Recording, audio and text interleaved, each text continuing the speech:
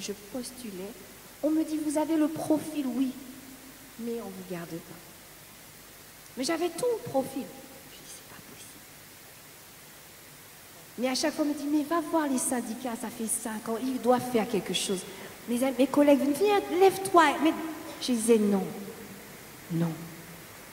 J'attends le feu vert de Dieu. Amen. Mais en même temps, au fond de soi, on est humain. Hein. On dit, est-ce qu'ils n'ont pas raison?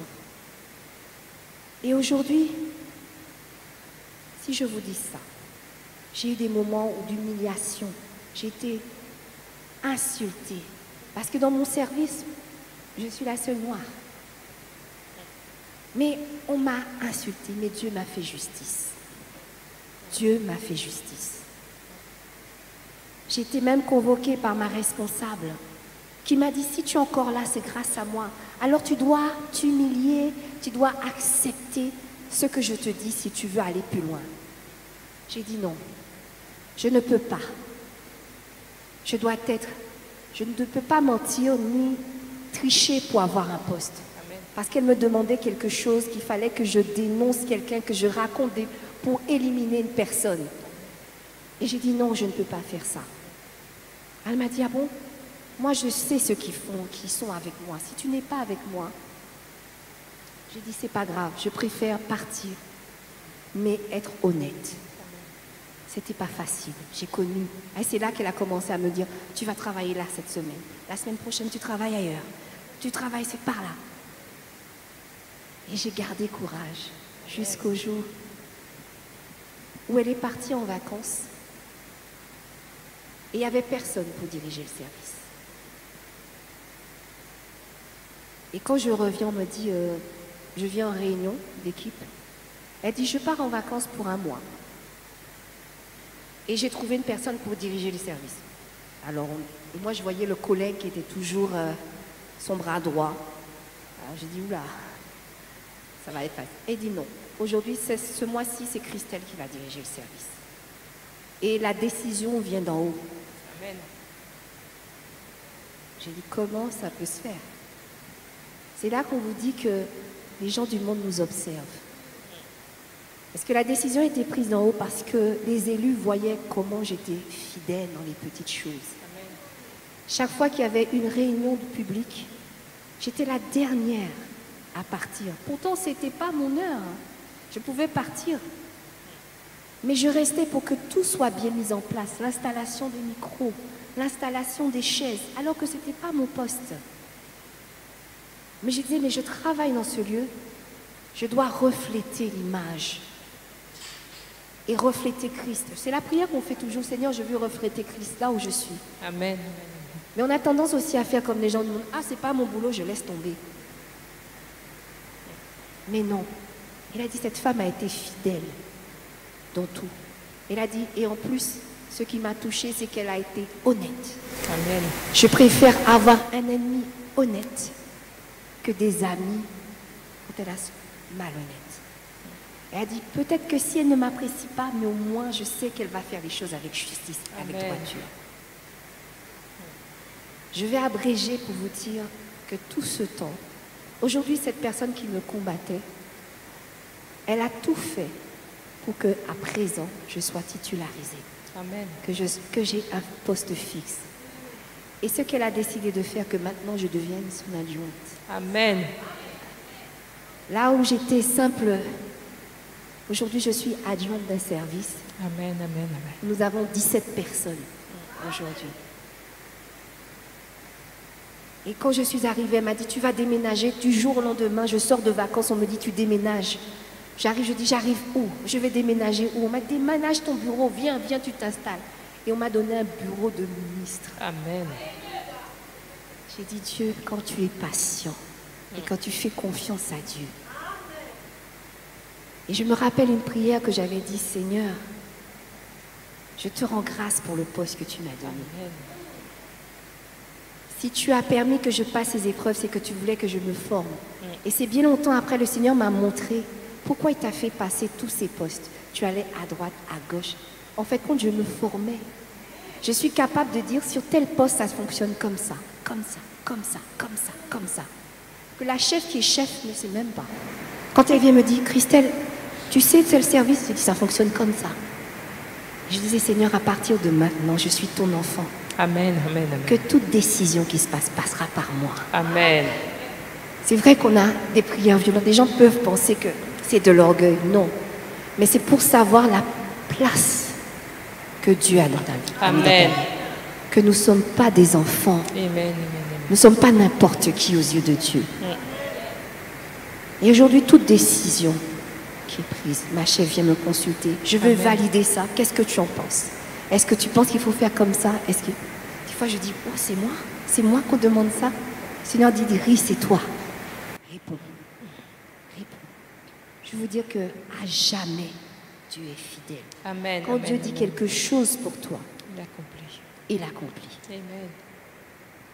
Il accomplit. Je sais qu'une fois, le pasteur l'avait dit, je te vois travailler dans une mairie, je te vois travailler avec... Dieu a répondu. Moi, je ne cherchais même pas à travailler à la mairie. Dieu a répondu. Et aujourd'hui, si je suis à ce, je dis, c'est par la grâce. C'est pour ça que j'ai des raisons d'adorer, j'ai des raisons d'élever le nom de Dieu. Amen, amen. Alors, s'il y a des promesses dans ta vie aujourd'hui, Amen. élève la voix, dis, Seigneur, ce n'est pas moi, mais c'est toi qui as dit. Ta parole a dit que tu as un plan de bonheur, non de malheur. Amen. Si tu crois, il a dit, si tu crois, tu le verras s'accomplir.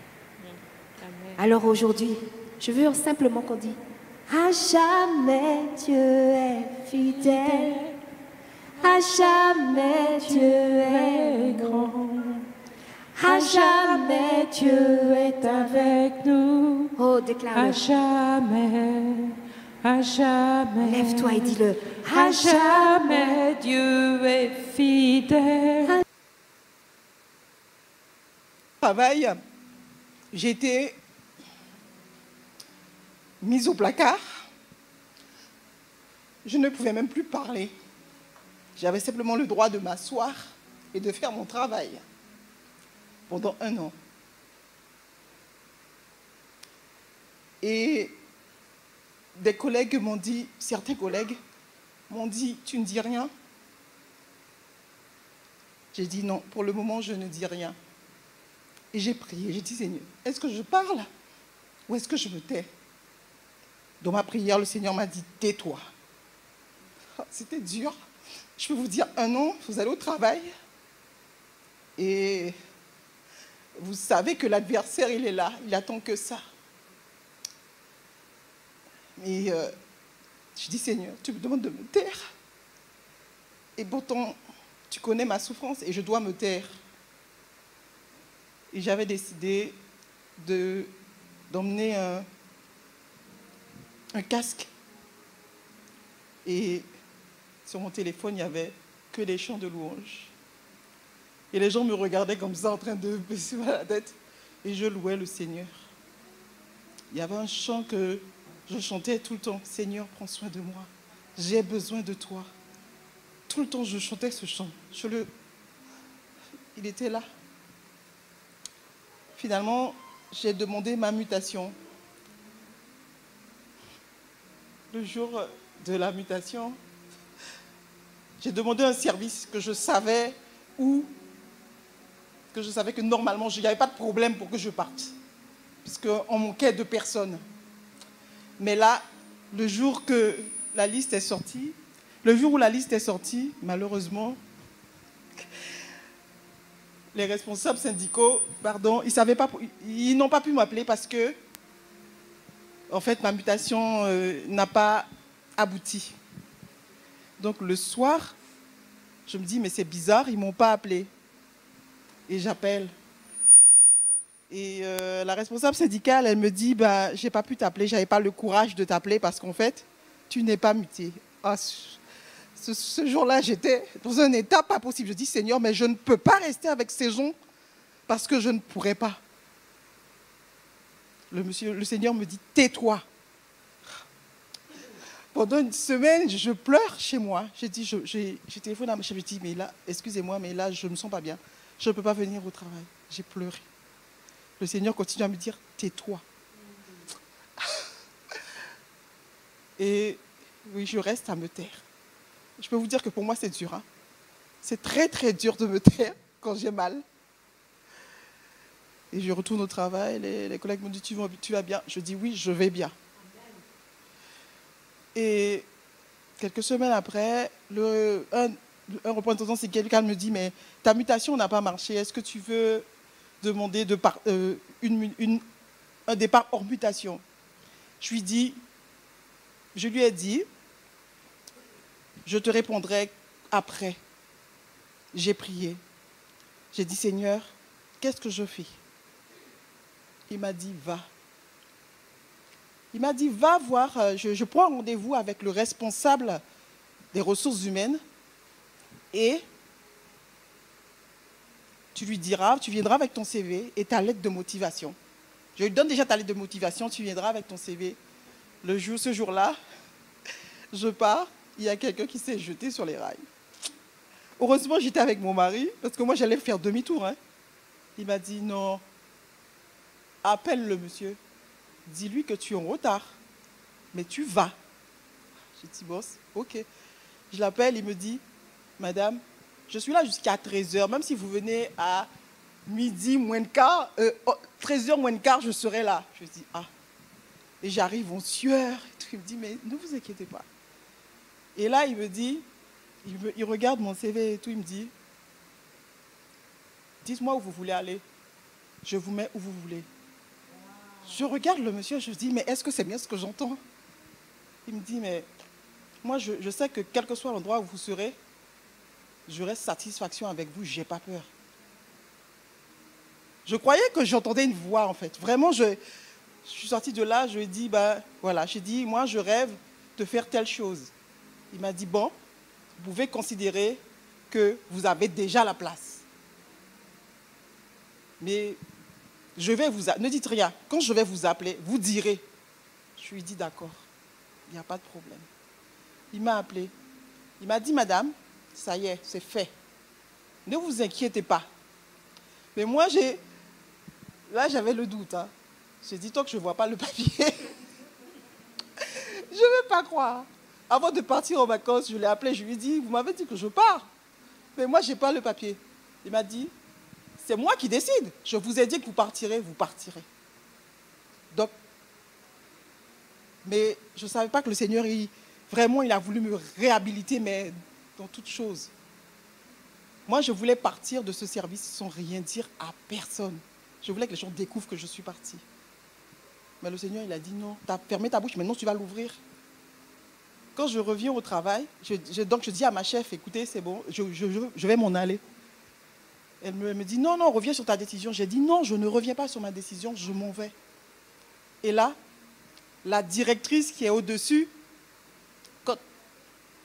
quand on lui donne ma lettre, disons que je vais être mutée dans un autre service, elle dit, ah non, elle ne part pas. Je veux savoir pourquoi elle part. Ah, je dis, oh là là, Seigneur, mais je ne veux pas parler. Tu m'as dit de me taire, je vais me taire.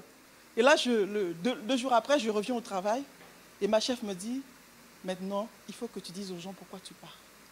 Je dis, mais je ne veux pas. Elle m'a dit, si, tu es obligé. Je dois faire un rapport pour dire pourquoi tu pars.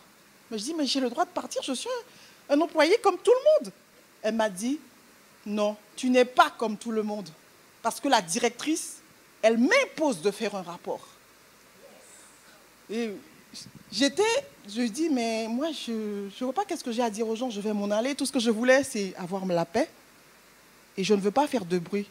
Je suis arrivée dans le silence et je partirai dans le silence. Elle m'a dit, sauf que là, c'est pas moi qui demande, c'est la directrice.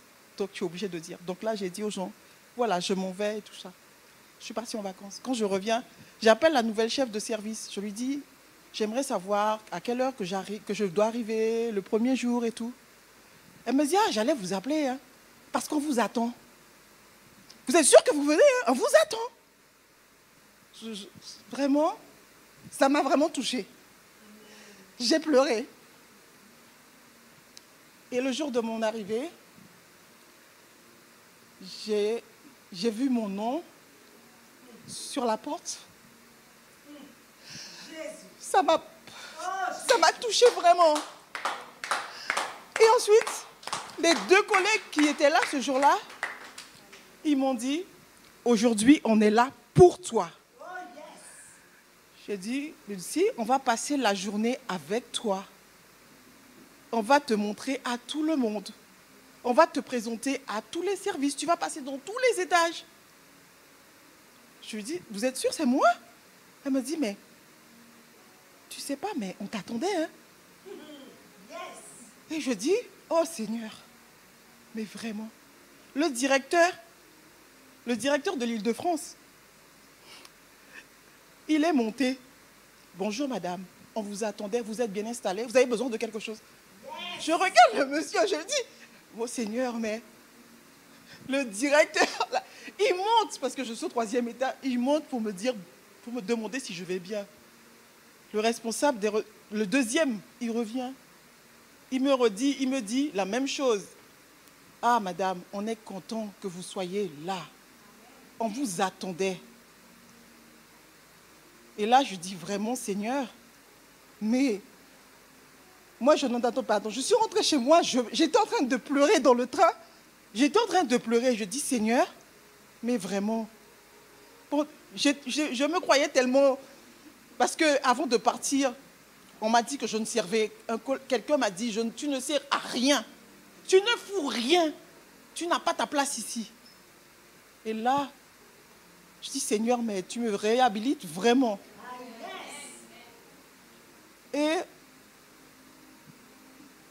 au fur et à mesure, là, quelqu'un m'a dit, tu sais, dans ce service, eh bien, dans tout ce service, c'est toi qu'on attendait. Et c'est toi qui tiens ce service. Une autre personne m'a dit encore, tu sais, ici, tout le monde te regarde. Parce que quand tu parles, mais tu ne peux pas imaginer ce que tu apportes aux autres. Et j'ai dit, Seigneur, mais vraiment, c'est vrai, j'ai souffert, mais tu m'as réhabilité. Mais aujourd'hui, quand je dis, quand je dis, je veux ça, mais 2 jours après, c'est déjà arrivé. Voilà. Ma chef, elle m'a dit, écoute, c'est toi qui décides. Tu me dis ce que tu as besoin, on fait les commandes. En tout cas. Yes. Et tout. Je lui ai dit, voilà. Et dernièrement, parce qu'on avait une photocopieuse, je lui ai dit, bah, la photocopieuse, c'est pas celle-là que j'ai besoin pour travailler. Moi, je veux travailler avec une photocopieuse comme il faut. Elle m'a dit, écoute, là, c'est la fin de l'année, mon début d'année. Tu vas aller avec la responsable des achats, tu vas choisir ta photocopieuse. Et j'ai dit, mais Seigneur, tu te rends compte? Alors, je ne sais pas pourquoi, parce que, vous savez, quand j'étais là-bas, le Seigneur m'a rappelé ma promesse. Hein. Il m'a rappelé ma promesse. Il m'a dit, tu m'avais promis qu'à la fin de l'année, tu témoignerais que je suis vivant. Et je ne sais pas qui dans la salle a besoin de ce témoignage. Mais je sais qu'il y a quelqu'un qui a besoin de ce témoignage. Ce n'est pas par ma force. Ce n'est pas par ma force que je m'en suis sortie. Je peux vous dire. J'ai vécu des moments très, très difficiles. Parce que quand vous ne comprenez pas, jusqu'à présent, je vais vous dire quelque chose. Personne ne peut m'expliquer pourquoi je n'ai pas eu ma mutation. Mais moi, je sais. J'ai pleuré, mais après, j'ai dit, Seigneur, pardon. Parce que si j'avais été mutée normalement, on m'aurait mis dans n'importe quel service. Mais non, le Seigneur a voulu me traiter de manière spéciale. Très spéciale. Il a venu me mettre à la place que lui, il voulait que je sois. Et donc, il m'a dit, non, moi, ce n'est pas une mutation comme ça que je veux. Je veux te mettre là où tu dois être. Et c'est pourquoi il n'a pas permis que je sois mutée normalement, mais que vraiment, il me mette à la place où je dois être. Donc, moi, ce que je voulais dire aujourd'hui, c'est merci Seigneur. Et avec cette épreuve, j'ai appris l'obéissance. J'ai appris l'obéissance de Dieu. Parce que j'étais quelqu'un qui aimait Quand j'avais quelque chose qui me déplaisait, tout de suite, je disais, non, non, ça me déplaît, je ne veux pas. Non, non. Non. Le Seigneur m'a appris à me taire. Il m'a appris à être patiente. La patience de Dieu, elle vaut mieux que tout l'or du monde. Avec Dieu, on n'est jamais perdant avec Dieu. Lui, il a quelque chose de... Nous, on voit juste la chaise qui est là. Lui, il a déjà vu au-dessus de la chaise. Voilà. Donc, ce que je voulais dire, merci Seigneur, je le rends grâce vraiment, parce que je ne suis pas digne de tout cela. Hein. Je dis souvent, je le dis et le redis, je suis pécheresse parmi les pécheresses. Mais avec le Seigneur, il me permet de vivre des choses, non pas pour moi, mais pour sa gloire. Alors je prie le Seigneur que ce témoignage puisse fortifier quelqu'un dans cette salle. Amen. Grâce à Dieu pour le témoignage de Christelle, parce qu'il rejoint un peu celui d'Esther. Elle aussi, on l'a positionnée comme assistante de sa directrice. Alléluia. Mais elle est passée aussi par le feu. Et pendant qu'elle était dans le feu, elle voulait baisser les bras. Et je lui disais, Christelle, tiens bon, souviens-toi un jour, il y a de nombreuses années, j'ai eu une vision sur toi et je t'ai dit, tu vas travailler à la mairie de Clamart. Et tu m'as dit, mais je n'ai même pas postulé là-bas. J'ai dit, je ne sais pas comment ça va se passer, mais tu vas travailler à la mairie de Clamart. Alléluia. Et aujourd'hui, elle a travaillé pendant 5 ans, on l'a bien utilisée, mais Dieu l'a positionnée. Alléluia. Merci Seigneur. Est-ce que tu es dans la joie? Alors acclame le Seigneur parce que tu es dans la joie. Moi, je vais parler un tout petit peu du travail aussi. Vite fait, hein, après je vais parler d'autres choses. Ben, moi, j'aime pas les entretiens. À chaque fois qu'on me convoque pour un entretien d'embauche, je dis, ah Seigneur, il faut parler pour moi, c'est quoi ça là? Hein, je suis ci, je suis ça, je fais ça, je suis comme ci, je suis trop forte.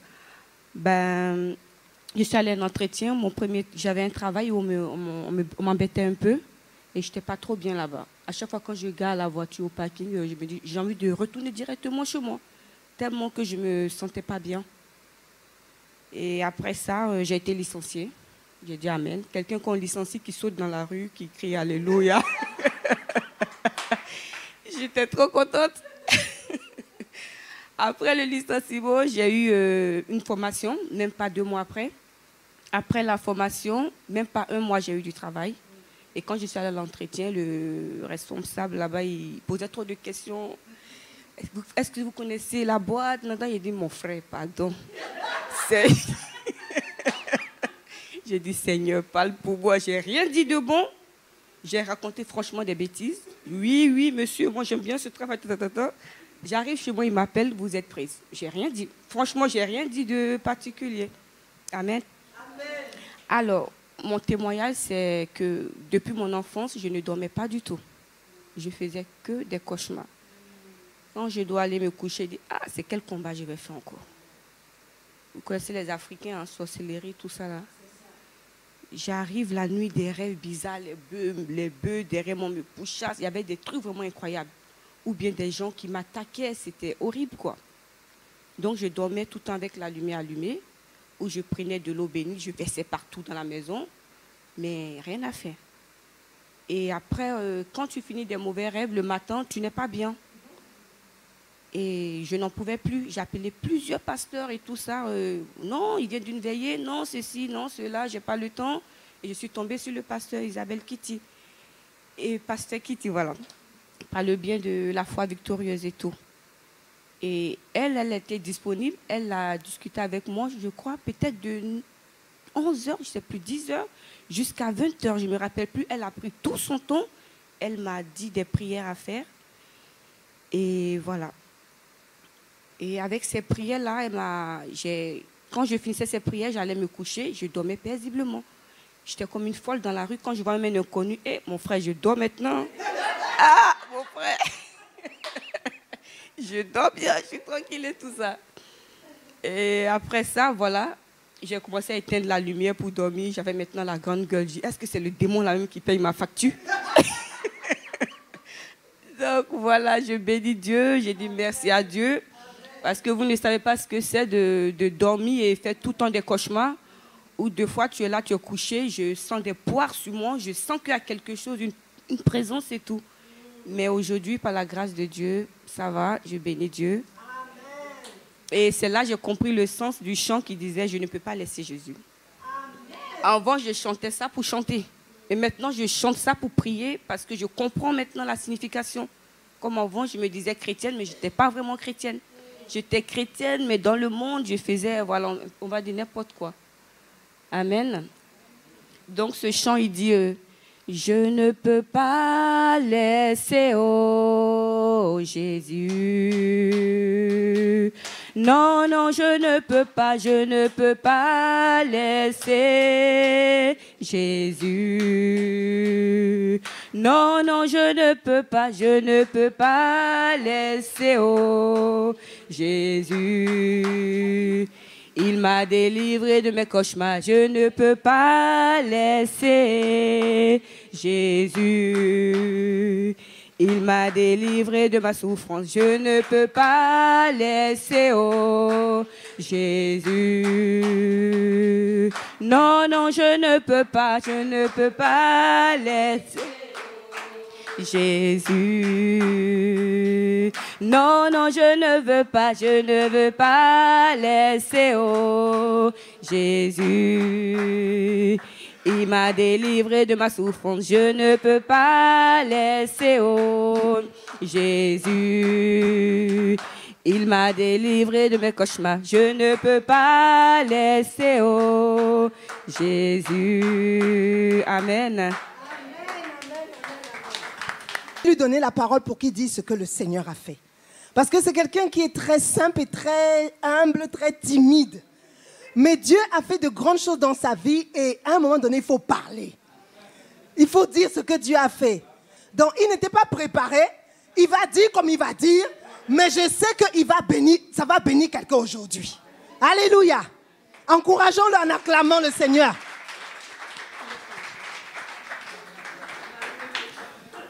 Bonjour à tous.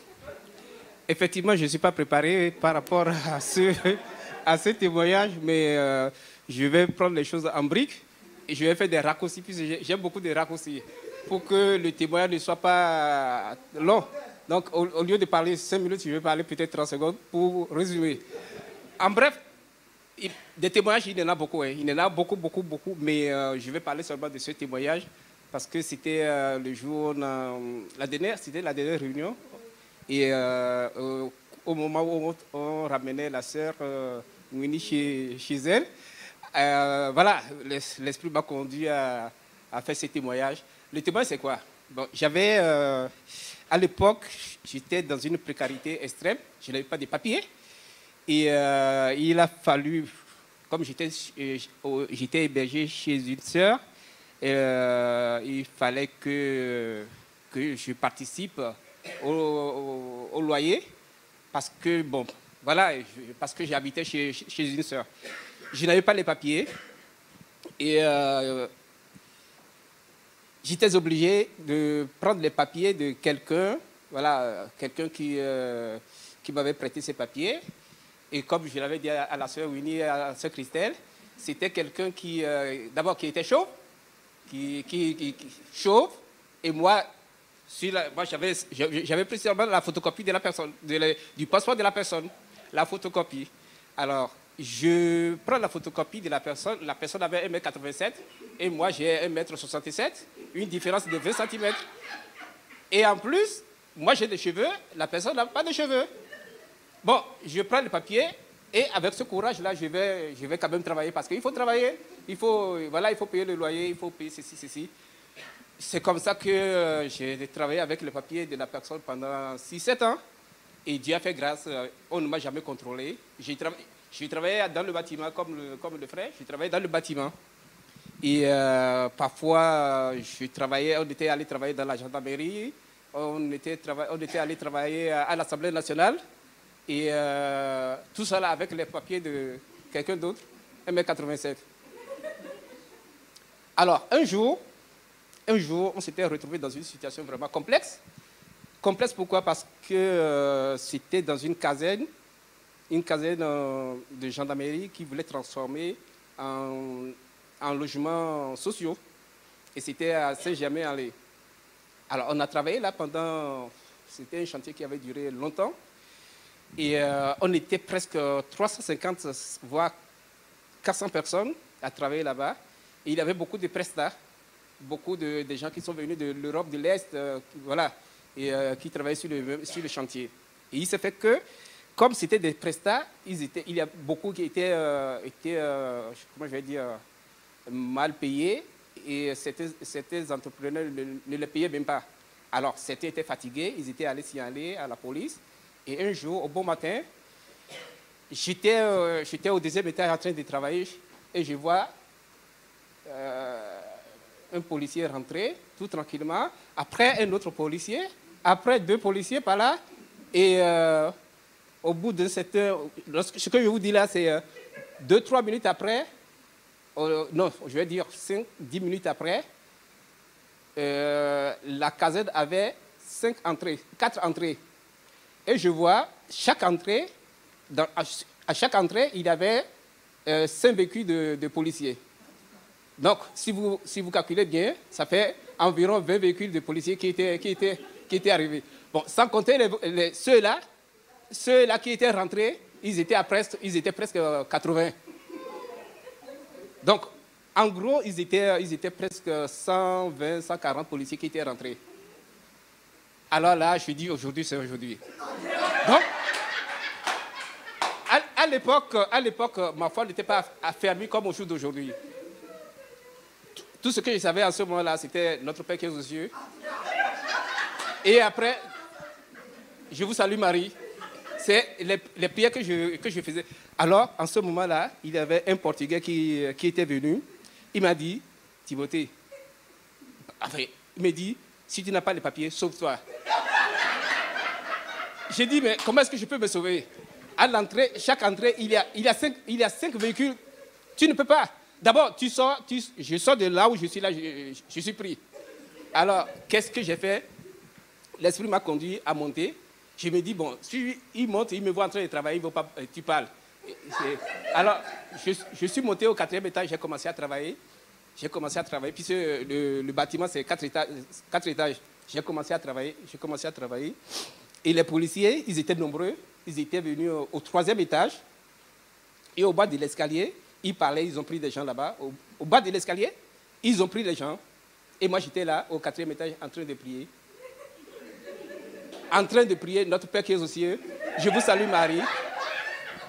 Et au 3e étage, ils ont pris des gens. Et j'entendais leur voix, il suffit seulement de descendre. Je ne pouvais même pas descendre pour voir ce qui se passe là-bas. Mais j'entendais leur voix. Ils ont pris les gens. Dieu a mis sa main sur moi. Amen. Il m'a caché. Et il n'était pas monté au 4e étage. Et je rends grâce à Dieu. Il y a beaucoup de témoignages, mais je ne veux pas. Je m'arrête seulement là. Et je dis simplement que la Bible dit que ce que Dieu tient au creux de sa main, personne ne peut le ravir. Et je rends grâce à Dieu. Amen. Amen, amen, amen. Merci chérie. Peut tout faire. Rien n'est impossible à Dieu. C'est ça. Rien n'est impossible à Dieu. Il a dit plus de 140 policiers. Ils ont été tous frappés d'aveuglement. Alléluia. Ce qui s'est passé dans l'Ancien Testament, c'est produit pour lui. Alléluia. Ils ont été tous frappés d'aveuglement. Ils ne sont pas montés. Je déclare que tes ennemis sont frappés d'aveuglement. Au nom de Jésus-Christ de Nazareth. Alléluia. Alléluia. Il y a un dernier témoignage, mais je vous le donnerai. Je vous invite personnellement à venir au mois de mars. On va danser. Alléluia. Le mois de mars, on va danser. N'est-ce pas, Abby? On va danser. Parce que Jésus a fait quelque chose de... Je vous invite au mois de mars. Alléluia. Avec la grâce de Dieu. Parce que c'est Dieu qui fait toutes choses. On va danser. préparez-vous. On va danser pour Jésus. Parce que Dieu est trop, trop, trop fort. Trop, trop, trop fort.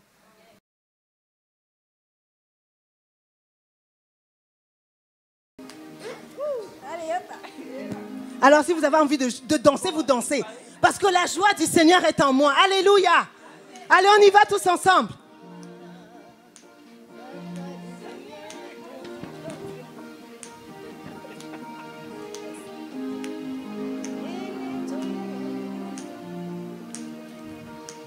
La joie du Seigneur est en moi. La joie du Seigneur est en moi. La joie du Seigneur est en moi. Elle est en moi pour toujours. La joie du Seigneur est en moi. La joie du Seigneur est en moi. La joie du Seigneur est en moi. Elle est en moi pour toujours. La paix du Seigneur est en moi. La paix du Seigneur est en moi. La paix du Seigneur est en moi. Elle est en moi pour toujours. La paix du Seigneur est en moi. La paix du Seigneur est en moi.